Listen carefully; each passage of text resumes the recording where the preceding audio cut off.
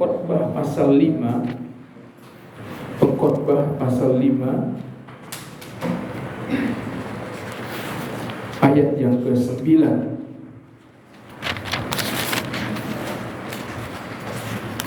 Pengkhotbah pasal 5 ayat 9. Kita mulai renungan firman Tuhan dari ayat ini, Bapak Ibu Saudara. Pengkhotbah 5 ayat yang ke-9. Kita akan baca bersama-sama Bapak Ibu Saudara, karena ini satu ayat ya. Silakan Bapak Ibu Saudara bisa lihat di HP-nya masing-masing ya, ataupun di Alkitabnya. Kalau yang bawa Alkitab cetak, kalau di HP bisa juga lihat di HP masing-masing. Pengkhotbah pasal 5 ayat yang ke-9 ya. Kita baca bersama-sama Bapak Ibu Saudara. Kalau di depan mungkin kurang jelas ya, karena kecil. Kita baca bersama-sama 3, 2, 1. Siapa mencintai uang tidak akan puas dengan uang, dan siapa mencintai kekayaan tidak akan puas dengan penghasilannya. Ini pun sia-sia. Haleluya, puji Tuhan. Bapak Ibu Saudara sekalian, saya melanjutkan kembali apa yang kita sudah pelajari di minggu lalu, Bapak Ibu Saudaraku, mengenai mamon ya.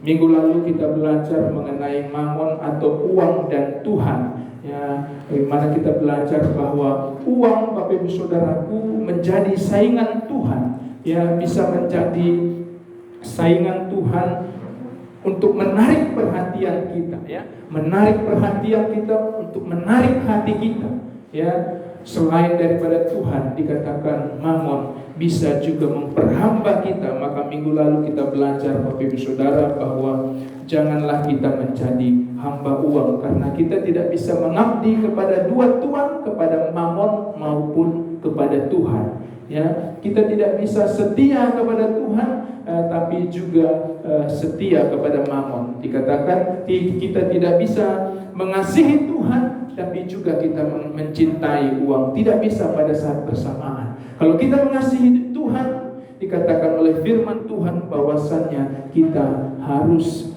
tidak boleh mencintai uang. Kalau kita mencintai uang, secara otomatis sebetulnya cinta kita, kasih kita kepada Tuhan itu akan tergeser.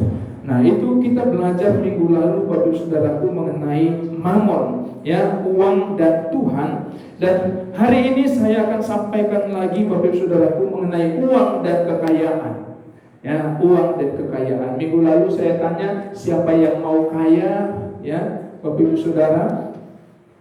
Ya, siapa di antara kita di sini yang mau kaya ya? Minggu lalu ada juga yang bilang mau ya, saya pun sebetulnya mau Bapak Ibu Saudara. Tentu kita semua mau kaya ya, tentu kita semua mau banyak uang. Tapi kita akan belajar Bapak Ibu Saudaraku mengenai uang dan kekayaan ini menurut firman Tuhan. Sekalipun saat ini kita mungkin belum kaya ya, Bapak Ibu Saudaraku, sekalipun saat ini mungkin kita masih kesusahan dalam keuangan, belum kaya, tapi tidak salah kita belajar mengenai uang dan kekayaan ini, sehingga pada waktu Tuhan kasih kita berkat, kita bisa menjadi kaya, kita sudah tahu apa yang kita lakukan dengan kekayaan kita, karena kita sudah diajari oleh firman Tuhan ya. Jadi sekalipun Bapak Ibu Saudara, ini uang dan kekayaan kayaknya topiknya tidak cocok untuk saya karena saya belum kaya ya, tidak ya. Tapi Bapak Saudaraku, kita juga persiapkan diri kita, cara kita memandang uang dan kekayaan sekalipun kita belum kaya.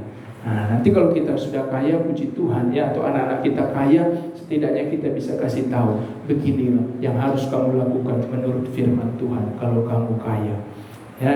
Kalaupun kamu tidak kaya, begini loh menurut firman Tuhan, kamu memandang kekayaan, kamu memandang orang kaya ya. Puji Tuhan Bapak Ibu Saudara yang dikasihi Tuhan. Jadi hari ini kita akan belajar mengenai uang dan kekayaan. Tadi sudah kita baca Bapak Ibu Saudara, ayat yang pertama dikatakan bahwa siapa mencintai uang tidak akan puas dengan uang, dan siapa mencintai kekayaan tidak akan puas dengan penghasilannya, tidak akan puas dengan kekayaan. Jadi pertama Bapak Saudaraku, bahwa kekayaan tidak bisa memberi kita kepuasan.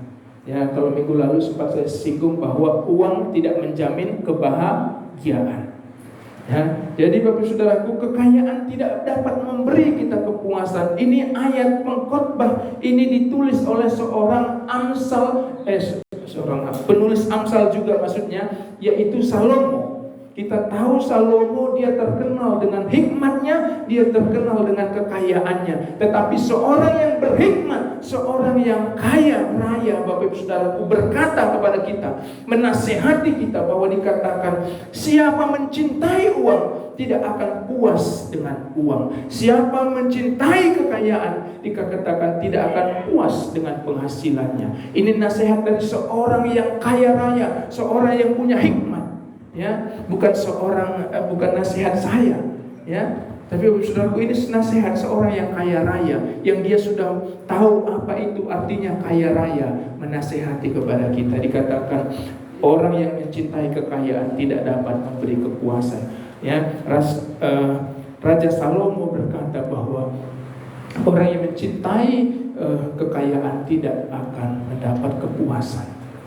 Dia, Bapak Ibu Saudaraku, kalau mungkin orang yang tidak punya kekurangan yang berkata begitu, mungkin kita, kamu kan gak punya uang makanya kamu bilang begitu, kekayaan tidak memberi kepuasan. Tapi ini yang mencatat, Bapak Saudaraku, yang menulis adalah orang paling kaya, kata Alkitab. Orang yang paling berhikmat pada zaman itu, kata Alkitab. Dia berkata bahwa mencintai kekayaan tidak pernah memberi kepuasan, tidak akan puas dengan penghasilannya, kata firman Tuhan.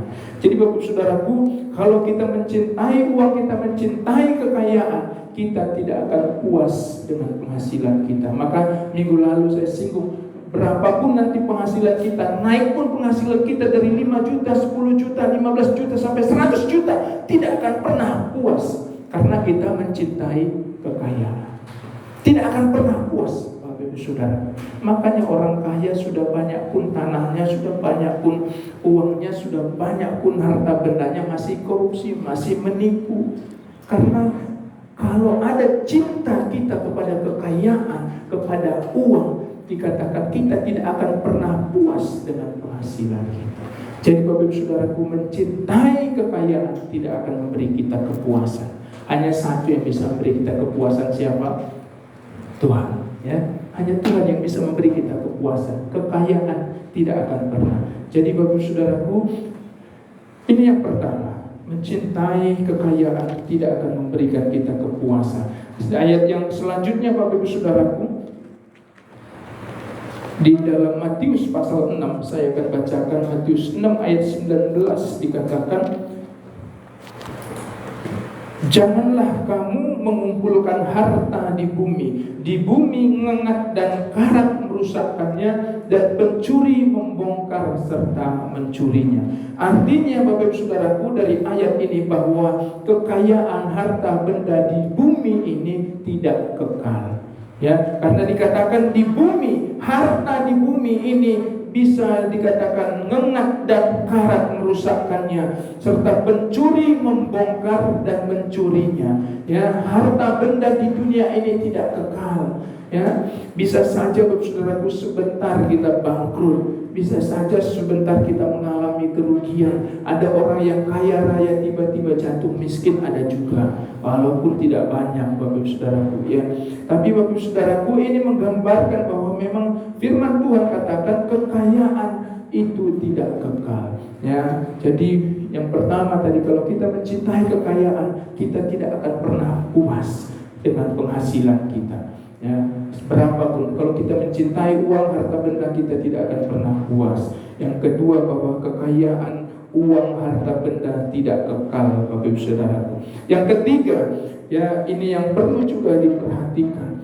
Dikatakan dalam Lukas, Bapak Ibu Saudaraku, bahwa Lukas 18 ayat 24 ayat sampai 25. Bapak Ibu Saudara bisa lihat di Alkitabnya, di HP-nya ya. Lukas 18 ayat 24 dan 25 dikatakan oleh firman Tuhan. Lalu Yesus memandang dia dan berkata, alangkah sukarnya orang yang beruang masuk ke dalam kerajaan Allah. Sebab lebih mudah seekor unta masuk lubang jarum daripada seorang kaya masuk ke dalam kerajaan Allah. Ya, yang ketiga Bapak Saudaraku, bahwa kekayaan bisa menghalangi kita masuk kerajaan Allah.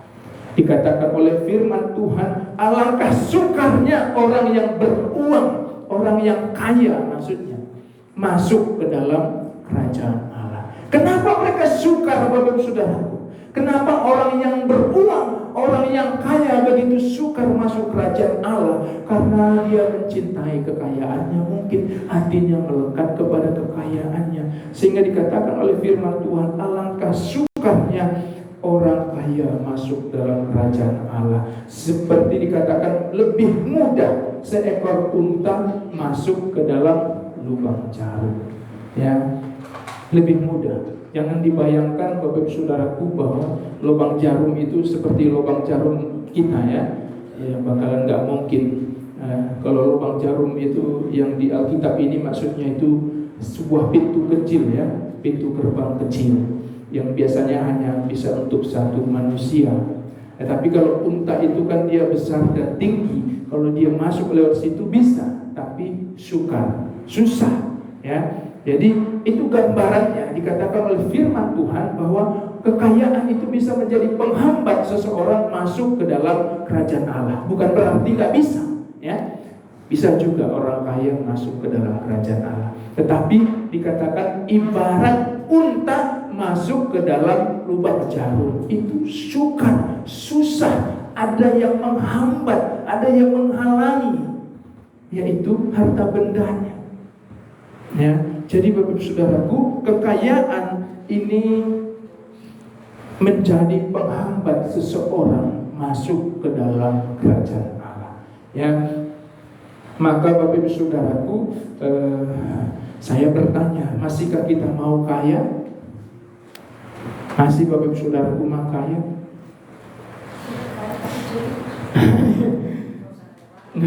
Ya, masih kaya mau kaya atau enggak? Ya, nggak masalah sebetulnya Bapak Saudaraku, saya pun masih mau kaya. Tapi mari kita baca lagi ayat Alkitab ya. Mari kita baca lagi firman Tuhan. Karena seperti saya sampaikan sebelumnya bahwa mengenai uang dan kekayaan ini banyak sebetulnya dibahas di dalam ayat Alkitab. Maka itu penting di hadapan Tuhan ya. Bukan uang kita yang penting, tetapi sikap kita terhadap uang itu yang penting di hadapan Tuhan. Maksudnya ya, bukan uang kita yang penting bagi Tuhan, tapi maksudnya sikap kita terhadap uang itu yang penting ya.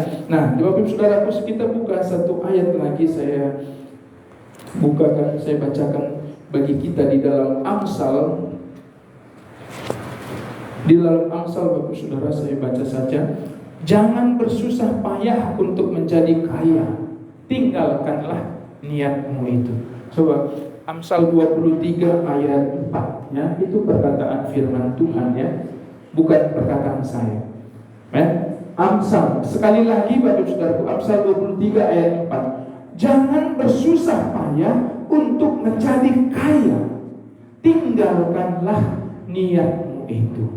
Jadi Bapak Saudaraku, kalau kita berniat mau kaya, kata firman Tuhan, jangan bersusah payah untuk menjadi kaya, tinggalkanlah niatmu itu. Waduh, nanti kalau kita yang di Gosen ini, udahlah kita miskin-miskin aja, ya. Kata firman Tuhan, Bapak Saudaraku, jangan bersusah payah untuk menjadi kaya, tinggalkanlah niatmu ini.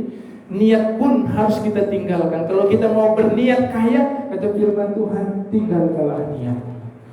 Ya, itu kata firman Tuhan, Bapak Ibu Saudara. Sekali lagi ya, ini Amsal ditulis oleh Salomo. Salomo adalah seorang yang berhikmat, seorang yang kaya raya.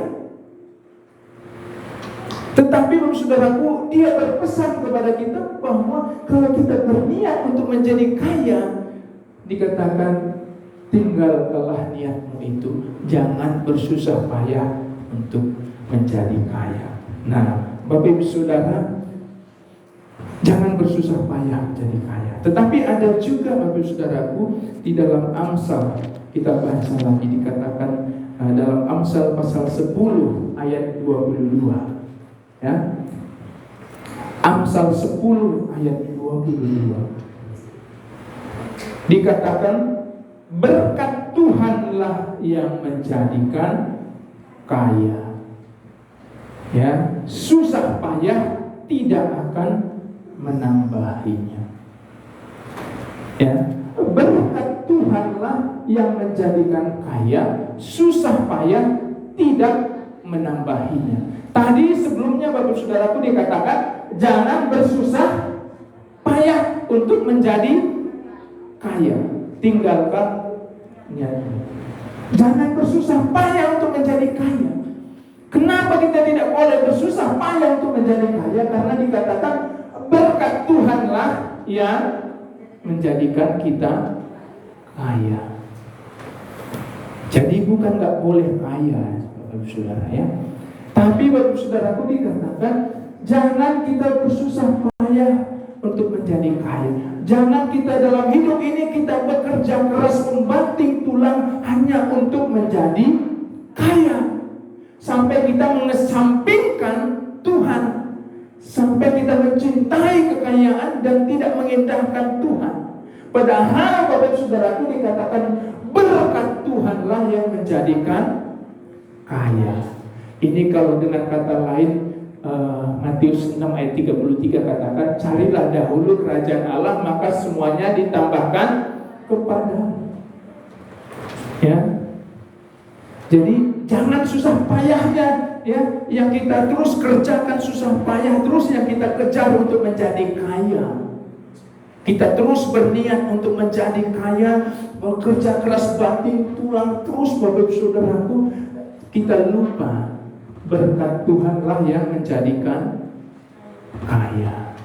Kalaupun kita kerja keras pontang panting Bapak Saudaraku, kalau tidak diberkati Tuhan, kita tidak bisa menikmati berkat itu. Ya, jadi Bapak Saudaraku, jangan bersusah payah untuk menjadi kaya, kata Amsal. Karena dikatakan berkat Tuhanlah yang menjadikan kita kaya. Ya, susah payah tidak menambahi. Maka Bapak Ibu Saudaraku, biarlah kita belajar juga bahwa dalam kehidupan kita lebih mengutamakan Tuhan. Lebih mengutamakan Tuhan lebih daripada kita mencari uang. Ya, bukan karena kita gak perlu uang, kita semua perlu uang, kita semua banyak kebutuhan. Tapi firman Tuhan ini mengingatkan kita. Ini yang mengingatkan adalah orang yang paling kaya, Raja Salomo. Ya, jangan kita bersusah payah untuk menjadi kaya. Apalagi sampai kita lupa ibadah, sampai kita lupa berdoa, sampai kita lupa Tuhan, sampai kita lupa menjaga kesehatan, sampai kita lupa menjaga persaudaraan. Yang penting uang dan uang yang kita kejar. Nah, Bapak Saudaraku, dikatakan berkat Tuhan yang menjadikan kita kaya. Maka carilah dahulu kerajaan Allah, carilah dahulu kehendak Tuhan dalam hidup kita. Belajar kita, Saudaraku, hidup lebih dahulu menyenangkan hati Tuhan.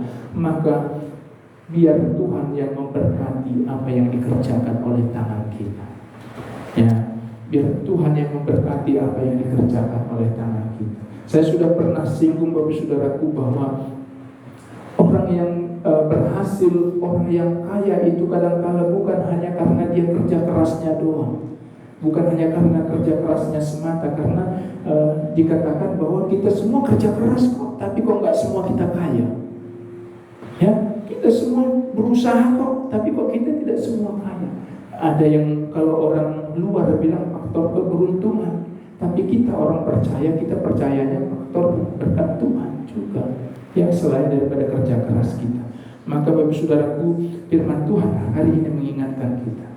Bukan tidak boleh kita kaya, boleh, tapi jangan kita mengejar kekayaan dengan bersusah payah pontang panting. Kita lupa bahwa berkat Tuhanlah yang menjadikan kita kaya.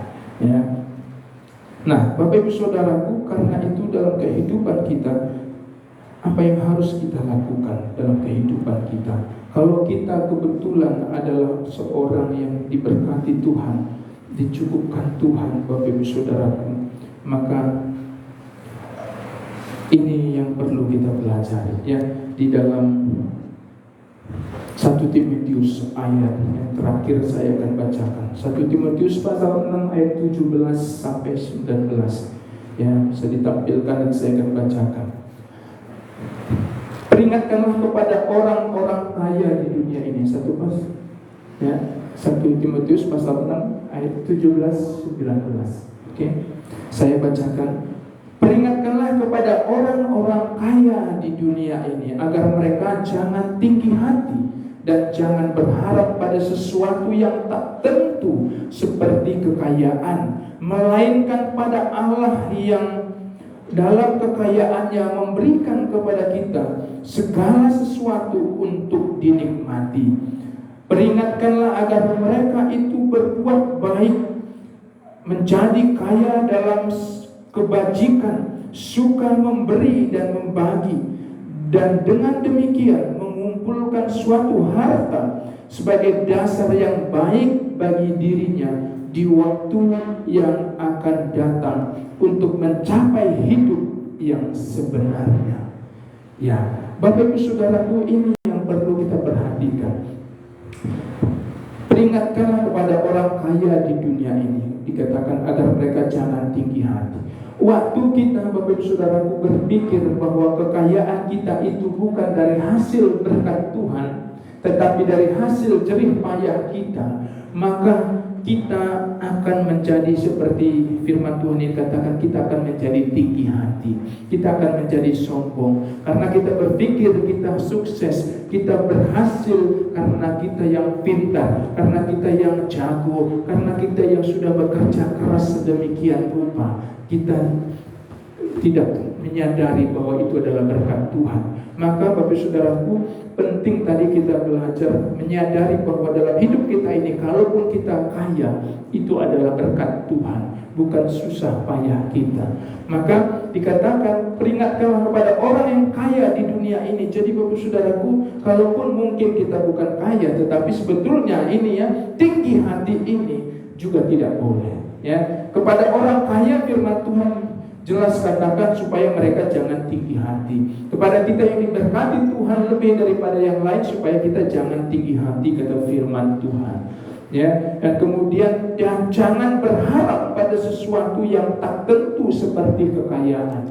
Jadi Bapak Saudara, firman Tuhan katakan jangan kita berharap kepada sesuatu yang tidak tentu, kepada kekayaan, harta benda kita. Ini dikatakan itu sesuatu yang tak tentu, yang bisa habis, bisa hilang di dunia ini. Maka dikatakan janganlah kita berharap kepada sesuatu yang tidak tentu, melainkan biarlah kita berharap kepada Allah yang dalam kekayaannya dikatakan memberikan kepada kita segala sesuatu untuk dinikmati. Ya, Tuhan dalam kekayaannya memberikan kepada kita segala sesuatu untuk dinikmati. Jadi kita ini berkatnya, Bapak Ibu Saudaraku, sebetulnya adalah berkat menikmati. Kalaupun kita tidak kaya raya, tapi berkat kita adalah berkat menikmati. Ya, menikmati berkat yang Tuhan berikan dalam hidup kita. Nah, Bapak Ibu Saudaraku, dikatakan lagi, peringatkanlah agar mereka itu berbuat baik. Ya, jadi Bapak Saudaraku, peringatkanlah agar mereka itu berbuat baik. Ini memang ditujukan, dikatakan kepada orang-orang kaya di dunia ini. Tetapi sebetulnya bukan hanya kepada orang kaya juga. Kita pun semua harus berbuat baik. Amin.